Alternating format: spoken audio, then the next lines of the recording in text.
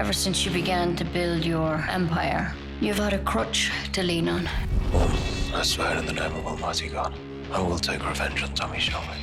That, my friend, is the finest opium in the world. Perhaps we can meet after you've spoken to your wife's uncle, Jack Nelson. Tommy Shelby wants to do business with Jack Nelson. So speak to your uncle and get me out of here.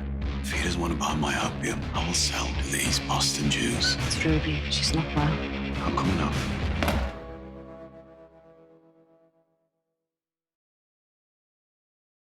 There will be a war in this family, and one of you will die. You've been too busy to punish the people who killed her. How is the family?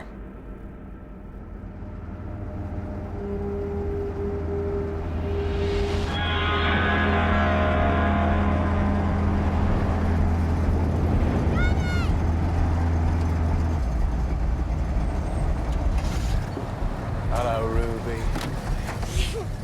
Come here. Can I see you? Missed you.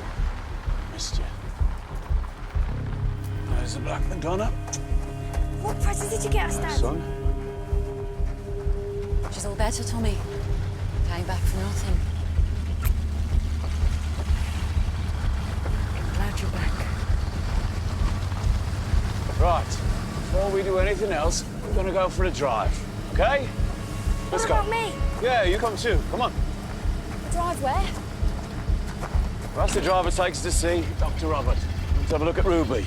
Fine. The appointment is in 1 hour. Stay here, you can come. Right. Right, let's go.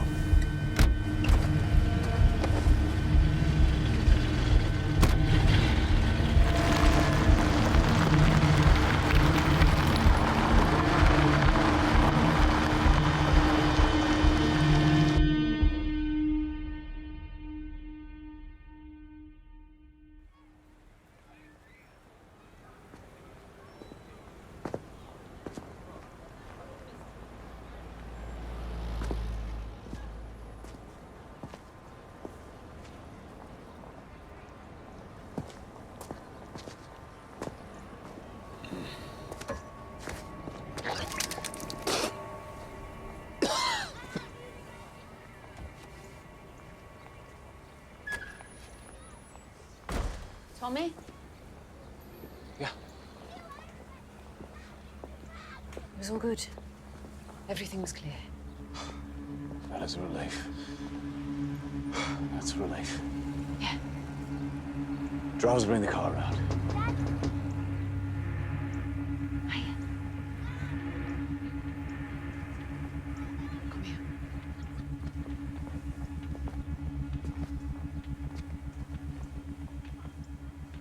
When did you last sleep? Not much since we last spoke on the phone. Now you know Ruby is all clear, you can sleep. Yeah. I seem very happy that Ruby's results are clear. But still you're out to sleep. I will speak to Johnny, and I will speak to Esmeralda.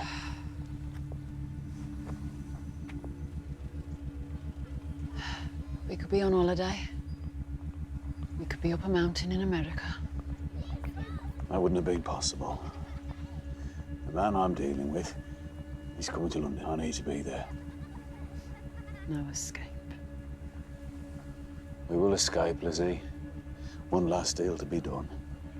It'll be difficult. Difficulties are to be expected. This is why I must move from item to item.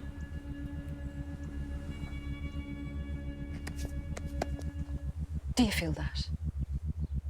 Do you feel anything?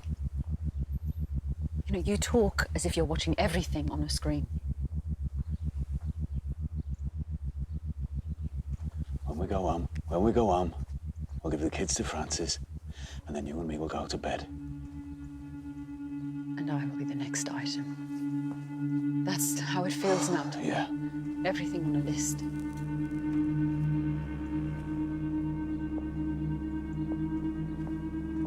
Hey, baby. When are we going home? Gosh.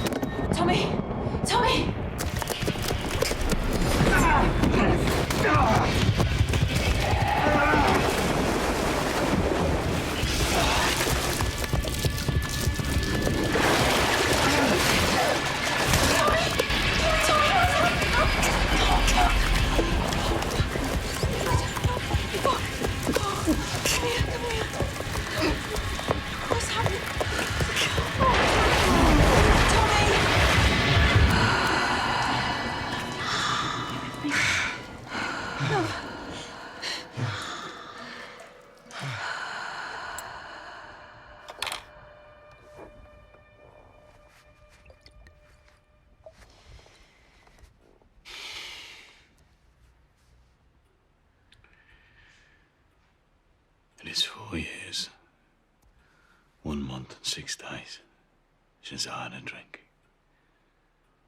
My head is clear. I am myself.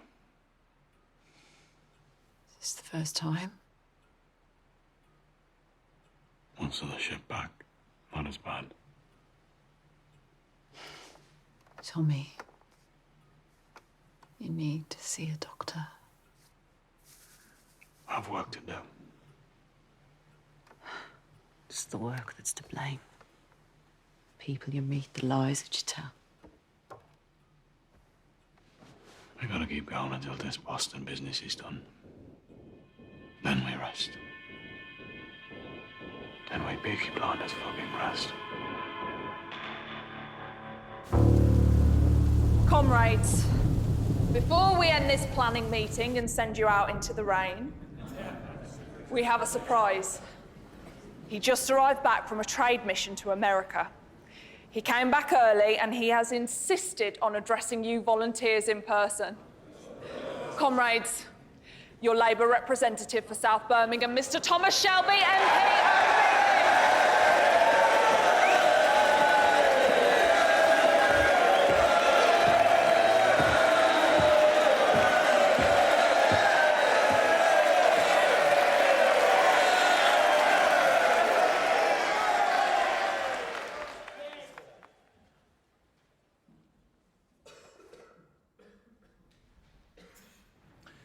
I bring with me, on the train from London, a message from Westminster. No, not a message. Not a message. An instruction, in fact. You must be silent.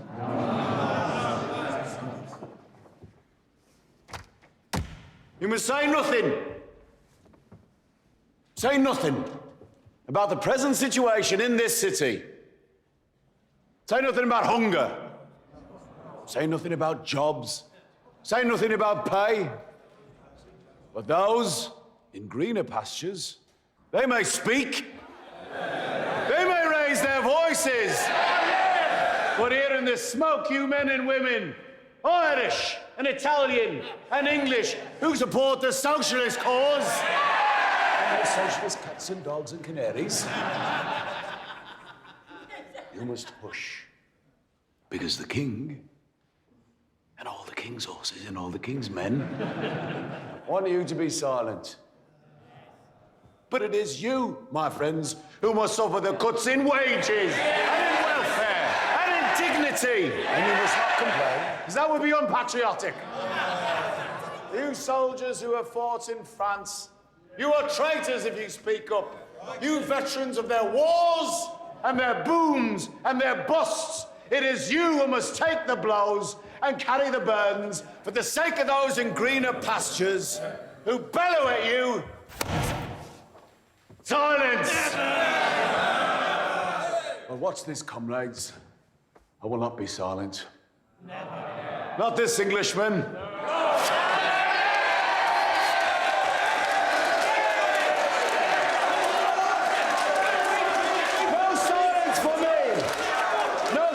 For me, because I have heard your voices when you come to me and tell me about the cries of your hungry children. And I will gather up every single one of those cries and I will take them with me on the train back to Westminster. And I will let them out of the bag in the House of Commons and let them try and silence that, eh?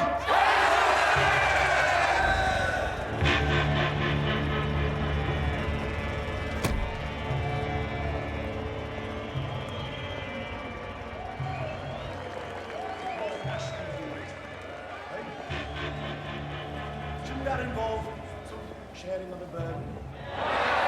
All of us taking a smaller slice of the cake, eh? After all, it's bloody us who bakes the cake and makes the cars and melts the metal. And the king, remember him? The man who ordered all of this. Shouldn't he be taking some of the cuts? Hey, some of the blow? Hey! Yes!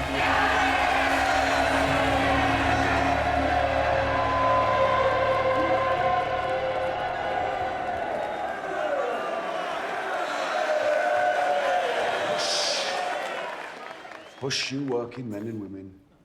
Silence. Good. Save your voices. You're gonna need them. On Saturday, when we rally together at the Bullring Market. And together, we'll raise the roof. Break the damn silence. And bring down this broken government.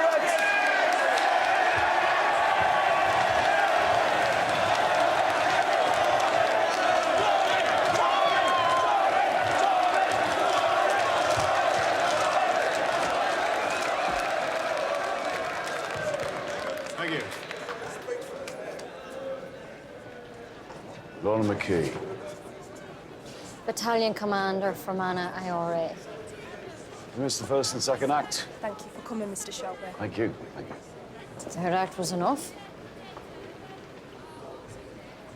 You both have reasons to hate me and to want to seek revenge for the killing. Gypsy tradition. We do not mention the name of the dead in company.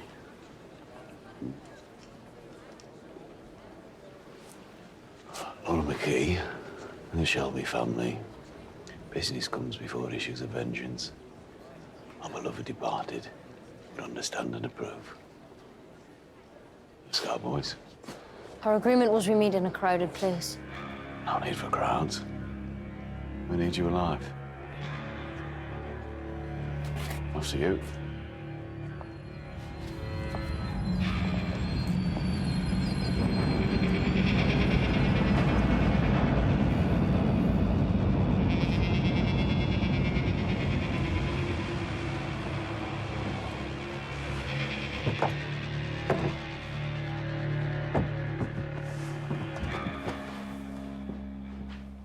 You know, Mr. Shelby, even though we've been doing business for a while, we've never met in person. You spoke with passion and compassion. You understand forgiveness, and you drink water. Yet I heard from many reliable sources that you have a reputation for moral turpitude. Moral turpitude. It's a good name for a racehorse. You don't know what it means. I know what it means. It means you fuck people. Fuck people over. Don't give a fuck. It means you covet and steal and burn all principles for the sake of self-interest. Well, I'm changing. Lorna McKee, my organisation, is also changing.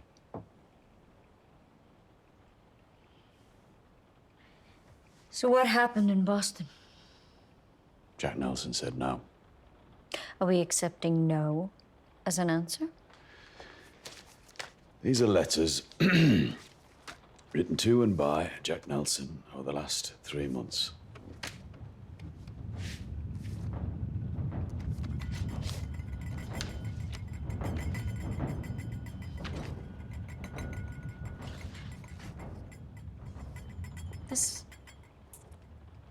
This is a private letter from the President of the United States. Where the fuck did you get this? My racehorse, moral turpitude. It's just one of many in my stables.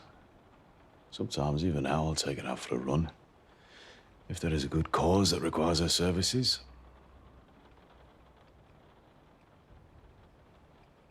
Jack Nelson's coming to London. Officially, he's coming to buy liquor import licenses. Unofficially, he's on a fact-finding mission. He's coming to measure the strength of support for fascism in Britain. He'll report back to the president. And how does that help us? In this letter to his son, Jack Nelson expresses strong support for fascism. In this letter, to a friend in Berlin, he says some interesting things about Jews. He's not coming to Europe to find facts. He's coming to find proof that fascism will prevail. And you and I are going to help him in that task. I thought you were a socialist.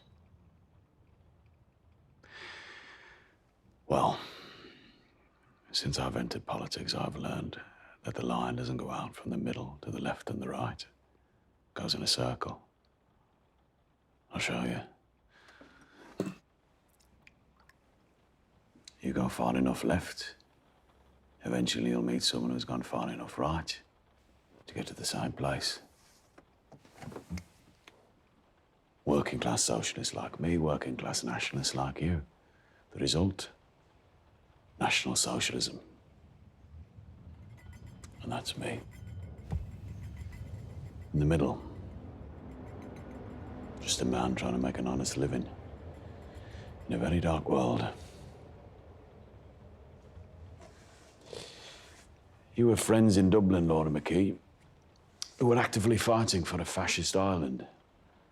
And you were acting on their behalf, ain't you? When Jack Nelson comes to London, I can give him access to Oswald Mosley and to fascist sympathisers in the House of Commons and the House of Lords, on both sides of the divide. Fascism is quite the thing among the very best people. And with your help, I could also offer him Dublin. And you think this will allow us to ship our merchandise to Boston? Perhaps. There may be other benefits for your cause. All you have to do is sit with Jack Nelson and talk to him about a new golden age and let him put a pin in the map of Ireland for the President of the United States.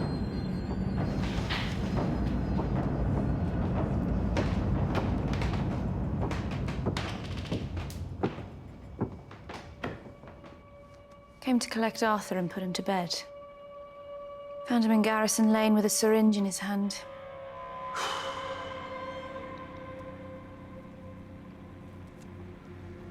A friend loves at all time. Brother is born for adversity. Proverbs 17:17. Well, I have two brothers in need. But yours is the more urgent, Tommy. Will you come with me? So, Lord McKee, you gonna help me change the world? Mr. Shelby, this meeting is not what I expected. Never is. Is that a yes or a no? My answer's yes. The answer's always yes. Back door is unlocked. You can let yourself out.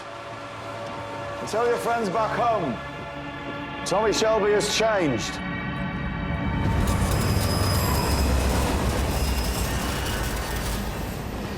Where is he? I found him, the syringe was empty, sleeping it off on the cobbles. Shit, Tommy. Shit. It's all under control, Ada. Well, I'm not under fucking control.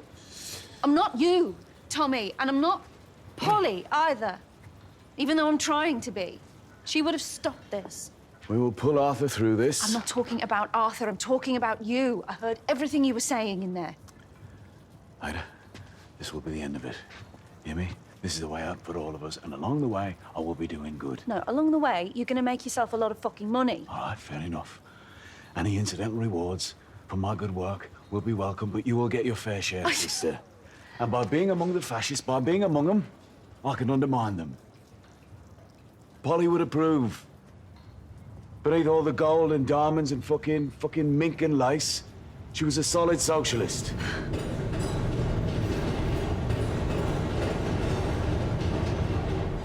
Look, I know it's too late for this, Tom, but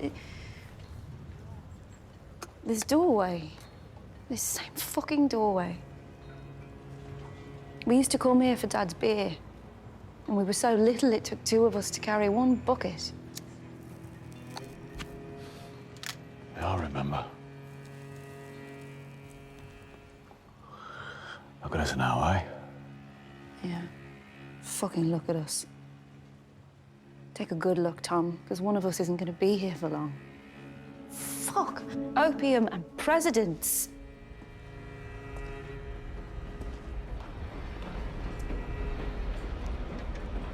Ida, if you don't want to help me carry the bucket,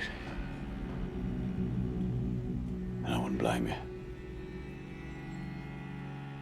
But this is my mission, and I will have no limitations.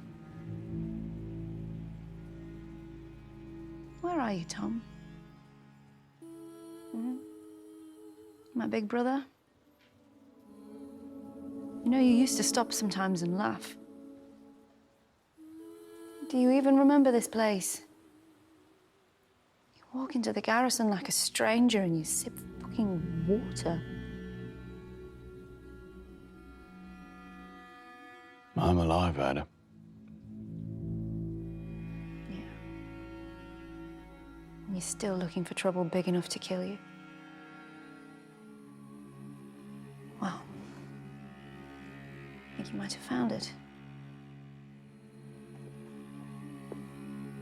I have children, Tommy. You have to carry this bucket on your own. One brother half dead in the rain in Garrison Alley, and the other has no limitations.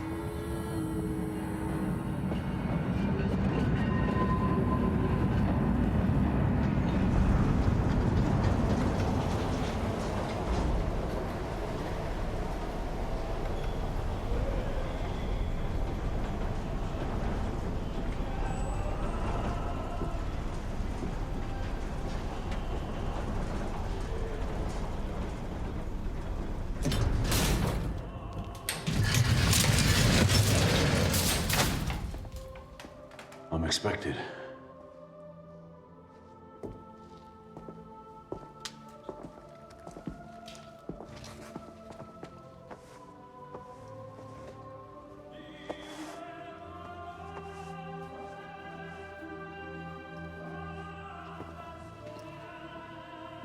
Oh, and Mr. Solomon's no longer tolerates the smoking of tobacco in his presence.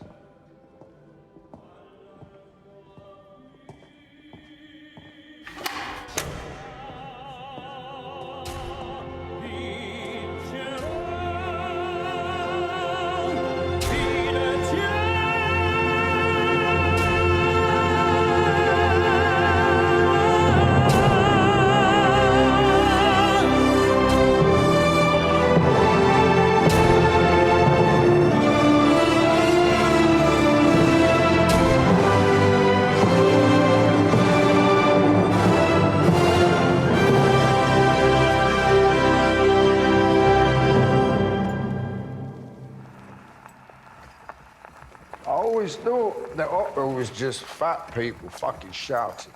Yeah? What do you think now?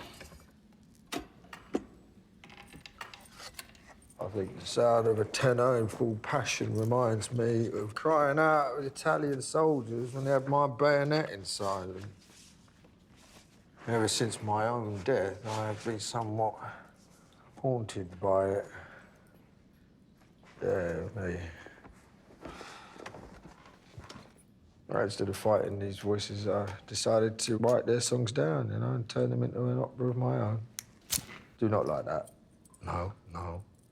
Were you not told I have a condition? Well, I was told, Alfie,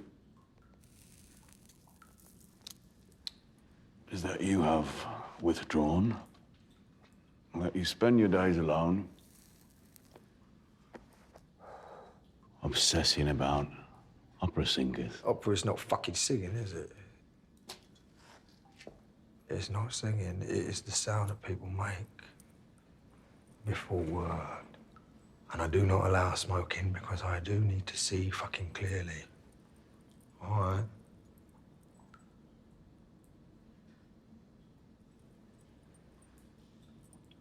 What, do you sense weakness in his life? Not a sense of weakness, no, Alfie. What? A certain knowledge of it. Since you've been sat here writing your opera, a member of your family has died. Charles Solomon's your uncle. He ran all the narcotics, bootlegging, prostitution, gambling syndicates out of East Boston. But last January, poor old Charlie, well, he was shot in the Cotton Club in the lavatory by men that you know, and yet you did nothing, Alfred.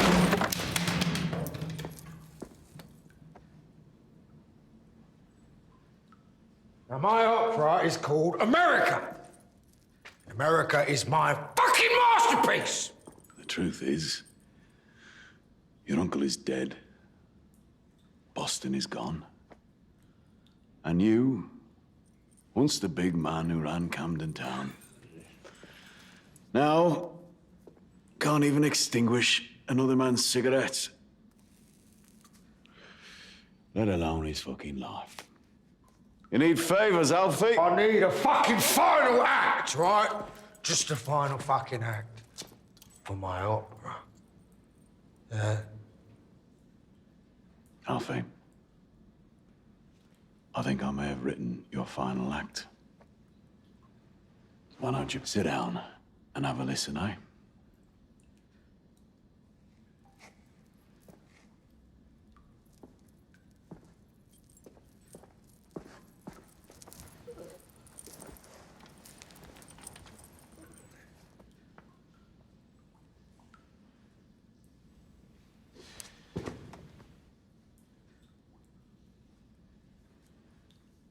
I have 5 tons of pure, refined opium sitting in one of my warehouses in Liverpool.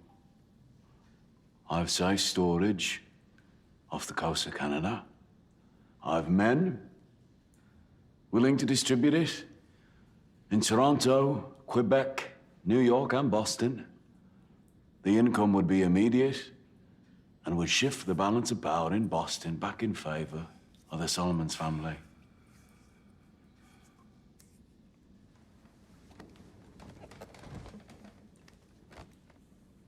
In the final act that I'm giving you, Alfie, it is you who takes the revenge.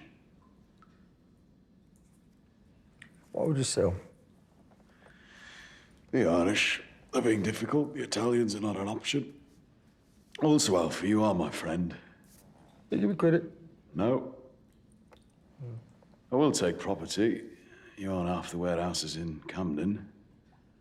I'll take it and knock them down. Build houses for the needy and the deserving.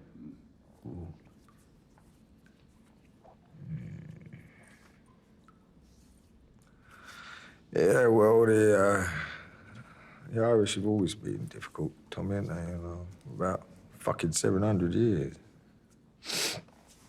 You know, I once saw an Irishman arguing with the statue of Oliver Cromwell in Parliament Square. And the argument went on for quite a while, actually, well into the night, as his little voice echoed all around the Houses of Parliament as he got more and more angered.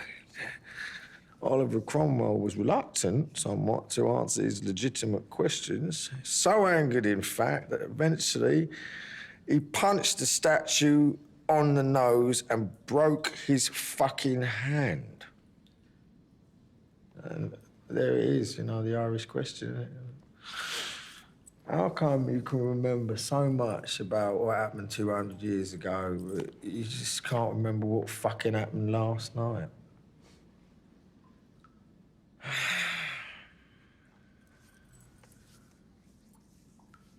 How much is a ton? Johnny? Only me today. Jack says a few more weeks.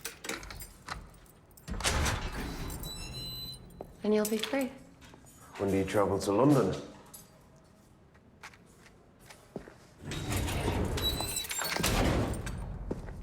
Tomorrow.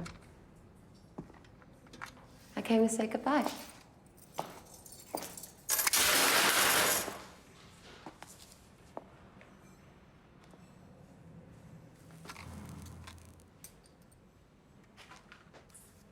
When you go to London, stay away from the devil. Block your fucking ears if you have to. I'll be with you, Michael. I've been thinking about you. Only you.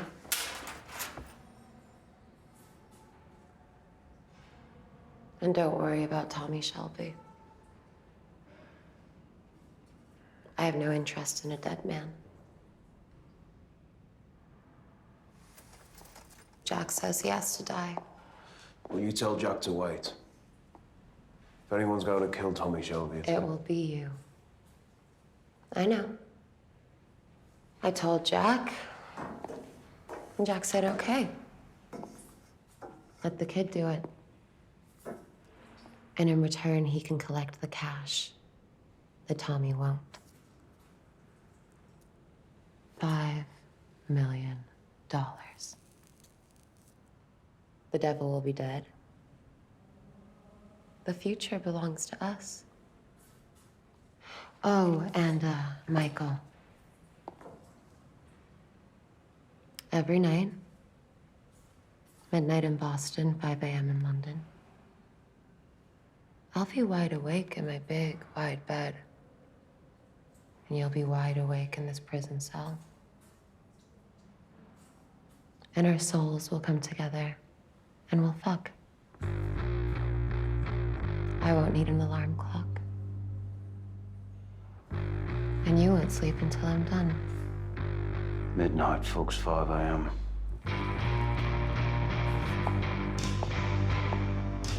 Every day. Because we trust each other.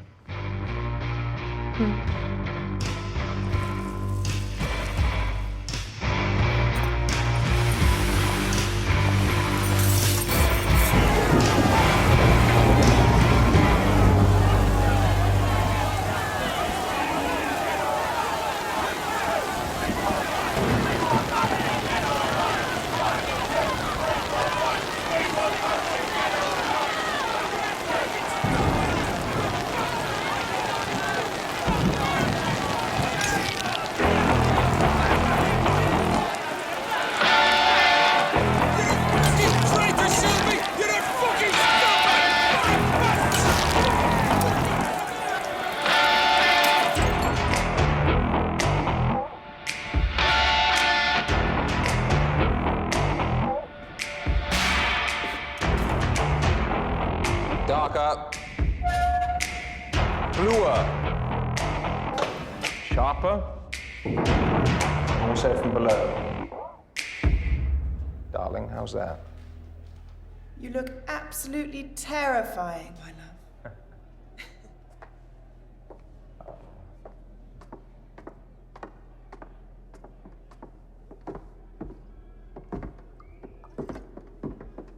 Fuck lipstick. Fun. To launch the ship.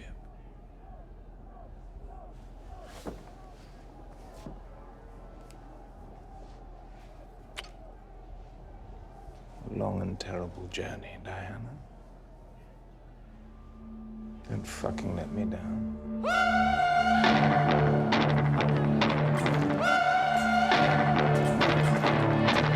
Mr. Shelby! Mr. Shelby! Daily Mirror! Sir! May I ask why a socialist MP would attend a fascist rally, sir? Let him in. Let me answer the question. Mr. Mosley's constituency borders my own. We've worked together in the past. He was once a socialist himself. My role here tonight is to act as a bridge between ideologies. I'm in the middle. Mr. Shelby, you once shared a platform with Mr. Mosley. Will you be sharing the stage with him tonight? No, I'm simply here to remind my friend Mr. Mosley that the way of the British people is compromise. We'll print that, pal. Fucking rag.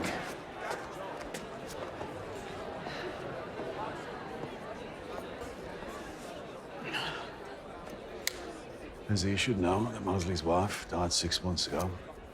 So give him your condolences, will you? Tonight, he'll be here with his mistress, who is apparently a lady of some standing. He's given him great comfort in his time of grief. Fuck off, you dozing bastard!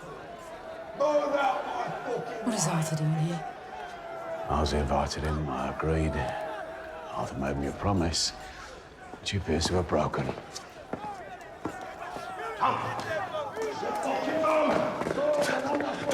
I've tried my best to he's hid some junk in his sock. Okay. Wait, let him in. Come on, Tommy. You're in. You're in. Come on, you're in. My brother, Tommy, Johnny Dogs. Mosley invited me. He said, wear a black fucking shirt. Here you are. I said, I look like every other bastard. Lizzie! Come on, for fuck's sake. You're an angel. I know I'll fucking let you down. I'll fucking let you down. I know I have, all right? I fucking said sorry a million times. I'll say it again. I'm sorry, all right? Yeah. Fucking sorry. Yeah. Look at Johnny Dogs for the fucking state of him. Looks like a fucking weight. Oh, shut up. Get me a fucking drink. Johnny, take your shirt off and give it me. Oh, for fuck's sake. Johnny, take your fucking shirt off and give it me now. Get it off. Arthur, this is my fault. This is my fault. Remember, we voted on getting involved in the opium trade? You voted no? I said no. Remember? I overruled you. I've not been here, I've been away. Where you been, Tom? Lady tells me you've been hanging out with Mosley. Yeah, in Smithick. Yeah? In his big, beautiful fucking house. And they parties there in Belgravia. And they give me fucking respect. Yeah, what do you give them? Snow and junk from the company we're hanging. Look at your brother. Half of you's gone. Half of you's gone. The fuck? Rag and bone. You fucking slapped me. Slap me. I have to remain unresolved. Do you understand? Unresolved. Unresolved in everything! I have to move between left and right, light and shade, and maintain the trust of both. And I cannot have my brother wearing a fucking black shirt on the cover of the Daily Mirror. If anyone takes my picture in this, they'll find a fucking camera under my heel top. They're throwing petrol bombs out there, Tommy. Thought Ida was taking care of you. Ida's got decisions to make about working with us. She doesn't know what she wants. I'll speak to Ida. Listen, I'm going home. You all stay right? there. I've something for you. Lizzie, you go with Johnny. Johnny, take Lizzie to a seat. But I don't have an invitation, Johnny, you're wearing a fucking black shirt. You can do what you like. Go on. I'll follow you. Go on. Go on, Dogs. Get me a fucking drink while you're there. Oh. Oh, no, Tom, look at me. Arthur, before I went to America, I wrote a letter. Yeah, who's To Linda. And in that letter I wrote, Linda, as a Christian woman, you believe in forgiveness. This is what I got back 2 days ago. Have a look.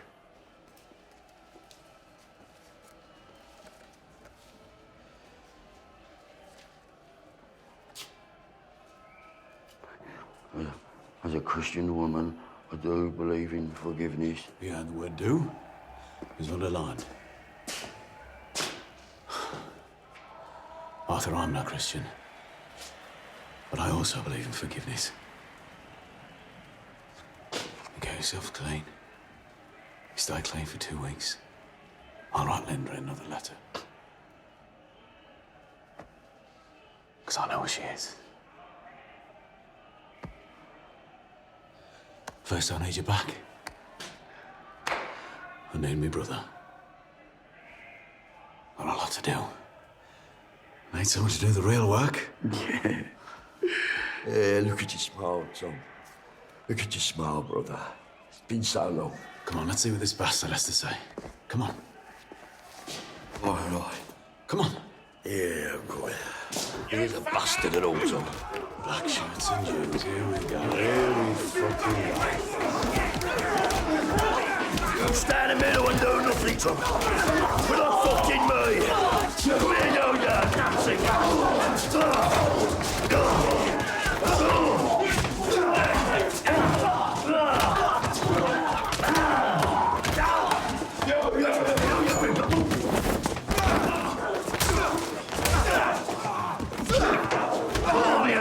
take your fucking eye. Not here.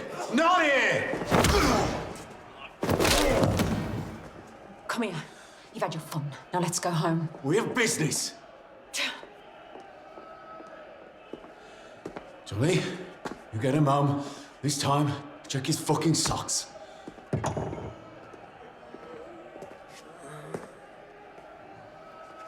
For sake.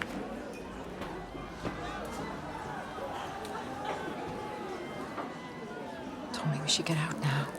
Forget this American business. We've got enough. Not yet enough. Here she comes. Remember to smile. Come on.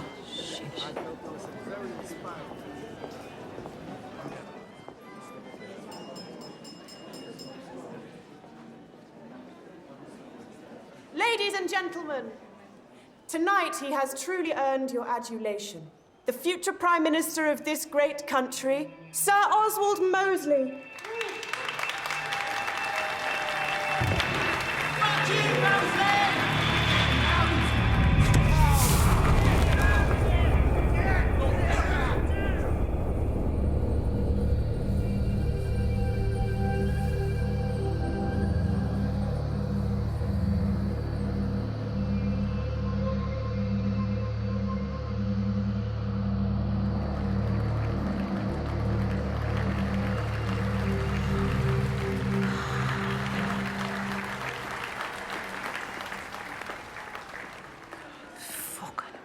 You are beautiful, Lizzie. I need to impress this woman, so I will act as if she is beautiful as well. Mosley? Diana, this is Tommy Shelby, MP, OBE. Mr. Shelby, Lady Diana Mitford. Oswald's most recent and last ever mistress. This is my wife, Lizzie Shelby. Beautiful earrings. Oh, I stole them from Tiffany's. Actually, he bought the earrings in Paris. We were in Paris on our honeymoon. God, I hate Paris. Hey, you prefer Berlin? Oswald and I are going to marry there, aren't we, Oswald? Mosley, I have business to discuss. Perhaps you and I could find someone a bit quieter, eh? Darling, Mr. Shelby just made the astonishing suggestion that we men go off and discuss business while you women wait around looking glamorous. Goodness. What year do you think this is, Mr. Shelby? 1807? Oh, in Birmingham, the centuries grind by quite slowly. But, Mr. Shelby, if it's business, Diana is the engine of my enterprise. It's the modern way, Mr. Shelby. Yes, we know. I am company director. I will join the meeting as well. But of course you must come as well, Elizabeth. By the way, I really don't like Lizzie. I prefer liberated Elizabeth. She must be part of this. She's been all the way to Paris, so she is a woman of the world. Bravo. Do you know, Oswald's told me everything about it.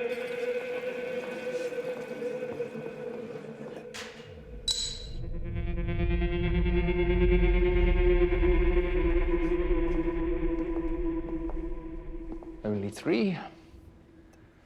Because I know these days Mr. Shelby doesn't. Our friend in Berlin doesn't either. Well, they have that in common at least. Oh, I imagine they have lots in common.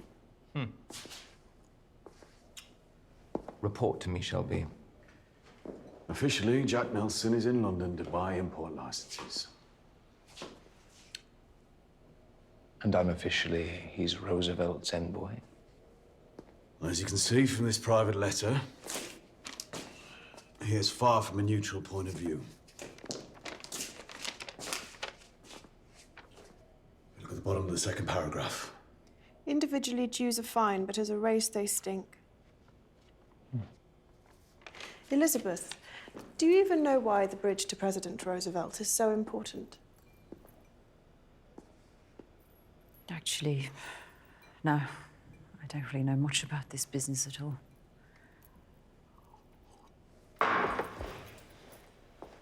But I have fucked your future husband, so I know lots of things about him.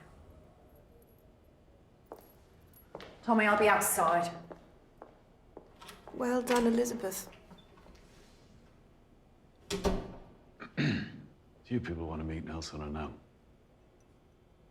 Mr. Shelby, from now on, can I call you Thomas? If you like. Of course we would. And we are very grateful for your efforts. But, Mr. Shelby, before this enterprise goes any further, you really must do something about your wife.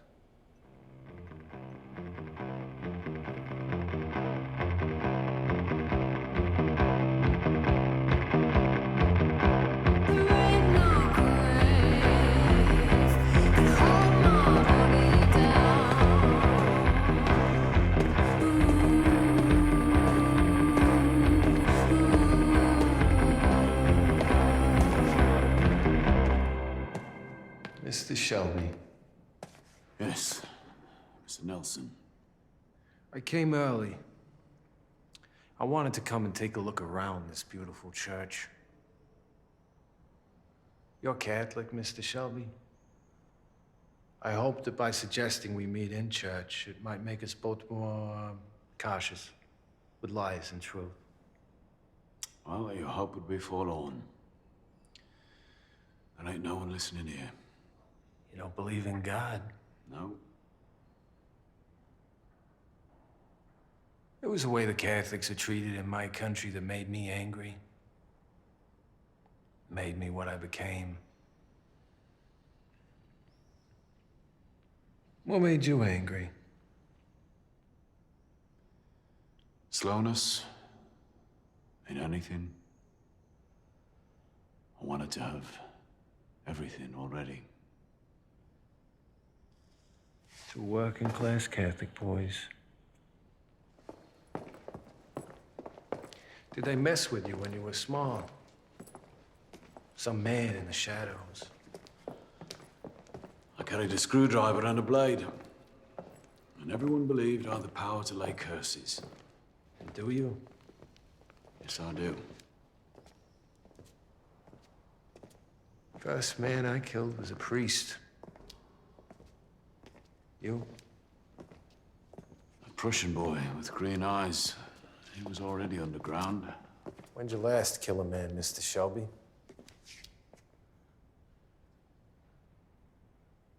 Four years ago. His name was Thomas Shelby. He drank whiskey. You want me to allow you to enter my city and deal narcotics that'll kill people? You're dealing whiskey, Mr. Nelson. I recently read a report by the Vatican, actually, which said that whiskey disproportionately kills more of our Catholic brothers and sisters, whereas opium is the sedative more often chosen by Protestants and atheists. In return, there are people in England who you think I should meet? Yes. Yes, like minds. I'm here to buy import licenses for booze. The booze of the blue blood elite. In America, we like labels and aspiration. Well, I have a brand of my own vodka and gin. You can add that to your portfolio. I hear Shelby labels are favored by the working class. Indeed, a fact of which I'm very proud. They say you're a poet, too? No, only read it. There are some people in this country who I'd like to meet. Fascists. Not the ones in boots and black shirts, the ones in tuxedos. I know men who are friends of the cause. I also know men who are enemies of the cause. For many years now, I've been working closely with Winston Churchill in many different capacities. I have his trust. He is opposed to the rise of fascism. You, I believe, see it as inevitable. Well, I can give you men of influence who support your cause. I can also offer you a full report on Churchill's strategies. All this in return for access to South Boston? Alternatively, you can take on Churchill on your own, without my intelligence. And I could sell me opium to the Jews.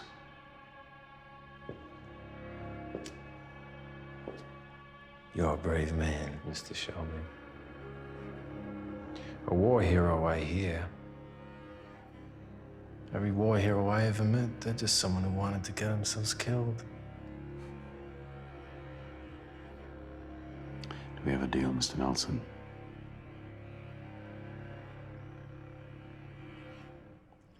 I'll think a great deal about what you've said.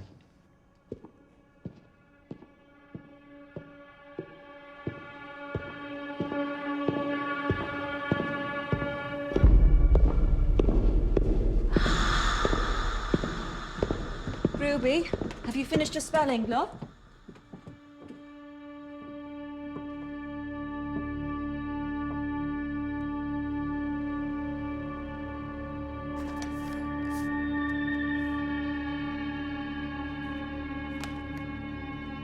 Ruby? Ruby?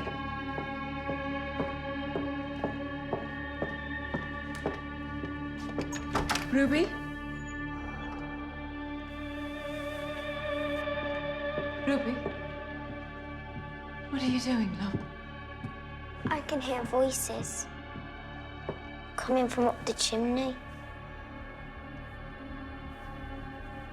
What voices? The grey man.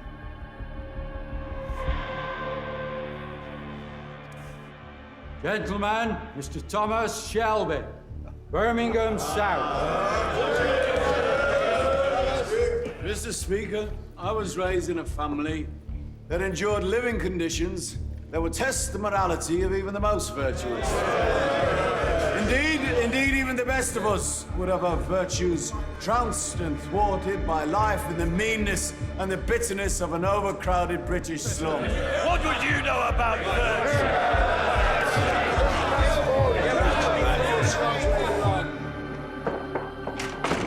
Quickly, please.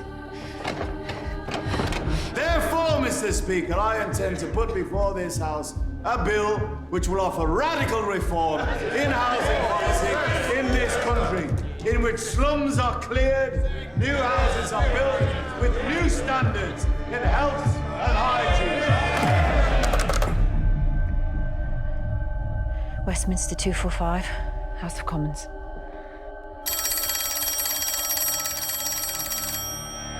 The time has come for change. The people have had enough. Let's open the windows. Let in new lights. Build a new Jerusalem. Brick by government-owned brick.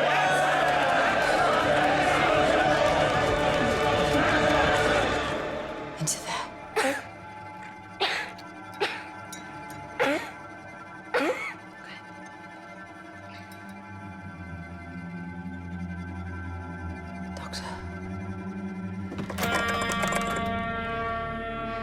Yeah, Westminster 245. Mr. Shelby.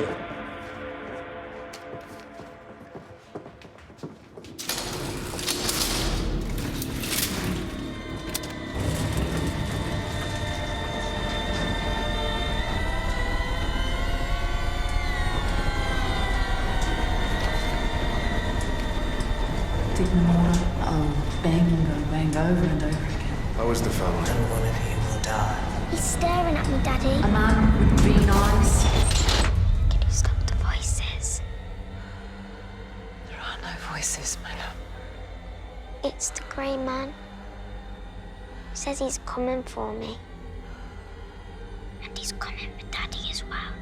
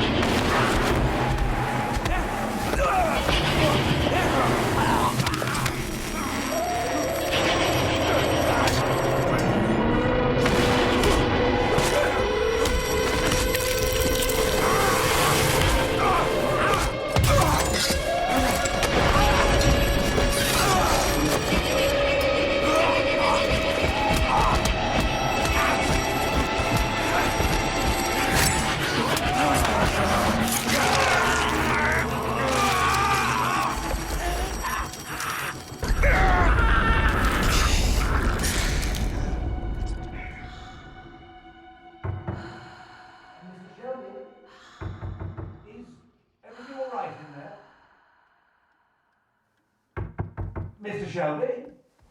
Everything's fine. Everything's fine.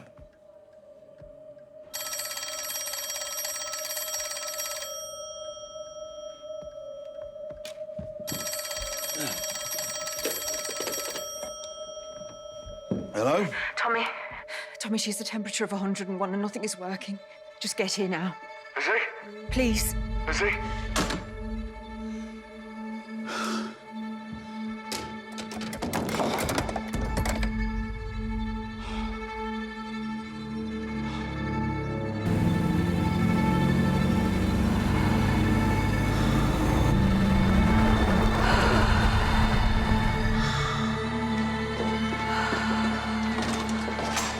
Where is she?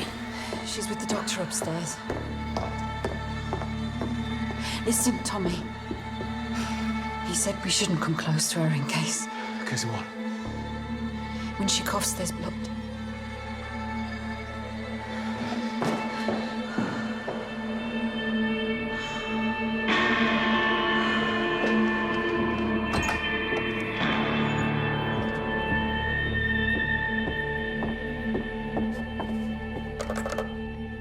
Matilda, put me through to the number I gave you for Esme Shelby Lee.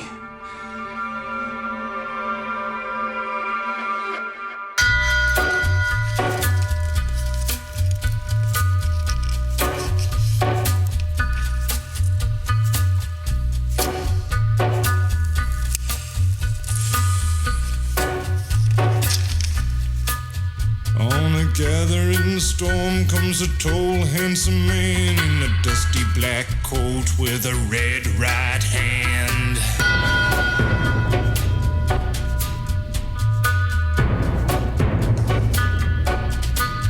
His shadow is cast wherever he stands. Stacks of green paper in his red right hand.